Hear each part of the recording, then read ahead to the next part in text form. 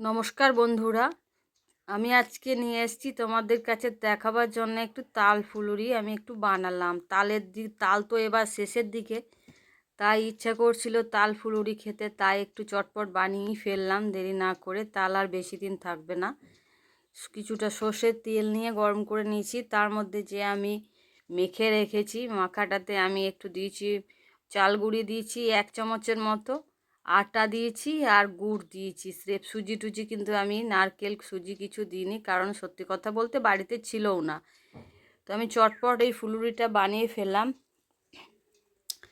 তোমরা দেখি বুঝতে পারছো, ছোট ছোট সাইজ করেছি, আর গুড়টা দেওয়া আছে বলে একটু কালো মতো রং হয়ে গেছে, খুব তাড়াতাড়ি রংটা ধরেছে। যদিও ফুলুরিতে রংটা খুবই ভালো লাগে খেতে, দেখতেও ভালো লাগে, খেতেও ভালো লাগে। একটু কড়া কড়া করলে দেখতে ভালো লাগে, খেতেও খুব টেস্টি হয়। তাহলে আর দেরি কেন, তোমরাও চটফট বানিয়ে ফেলো ফুলুরি। দেখি বুঝতে পারছো এটা কতটা লোভনীয়। সত্যি কথা বলতে তাল ফুলুরি খুবই লোভনীয় জিনিসই বটে। একটা খেয়ে পোষায় না, কতগুলো যে বসে খাওয়া হয়ে যায় তার কোনো ঠিক ঠিকানা নেই।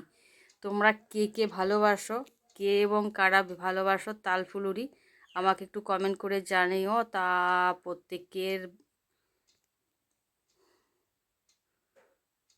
এই সময়টা বানিয়ে নাও, কারণ তাল আর বেশি দিন থাকবে না।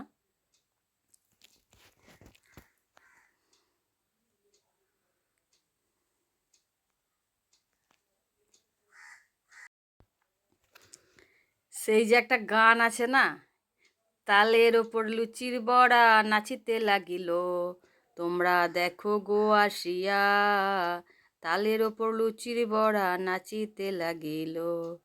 তাহলে দেখো আমার রেডি হয়ে গেছে ফুলুরিটা। তোমরা দেখি বুঝতে পারছো কতটা নরম হয়েছে। চটফট দেখে নাও। ভালো থেকো সব।